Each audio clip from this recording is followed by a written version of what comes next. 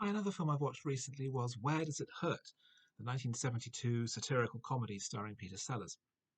It follows a man who checks into a hospital the day after he's made redundant in order to get a recommended chest x-ray just as a general checkup. However, Albert Hofnagel, the head of the hospital, is rapaciously greedy and exploits every loophole possible. They decide to keep him in the hospital for many tests. Uh, his room fees and medical fees add up and up and up. They're particularly pleased that he owns his own home because that's going to be a source of income for them once they finally give him the bill. Whereas other patients in the hospital are seeing their Blue Cross accounts being bled dry. Hofnagel himself is completely unscrupulous, but also very genial and friendly, but keeps files on the other senior doctors in the hospital, keeping them in line should they try to rebel against his absolute control. It's trying to be the version of Robert Altman's MASH, but looking instead at the medical business, the hospital business in the United States, the profit-making medical environment. But it hasn't got any ideas after the first 10 minutes.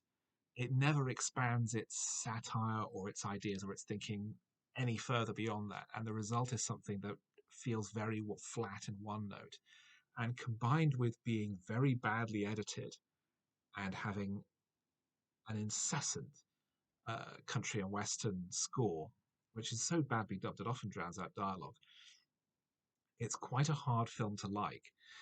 The element that I think works is Sellers' performance, inevitably, because he plays Hofnagel as much more restrained than usual, genial and friendly, but also determined to control and bleed as much money out of the system as he can.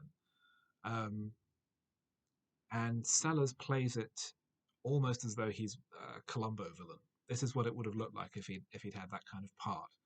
And it's an interesting performance. It's an interesting side to see, particularly at a time when, in the early 70s, he was struggling in his career a bit. That he was no longer the bankable star, and certainly he was known for being very difficult to work with.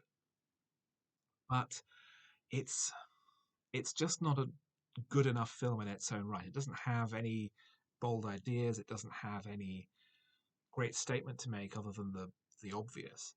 And although the conspiracy against Hofnagel expands over the course of the story, with the patient refusing to lay down and be quiet and roping in one of Hofnagel's ex-girlfriends as the hospital receptionist, and is played by Joanne Pflug, who also starred in MASH.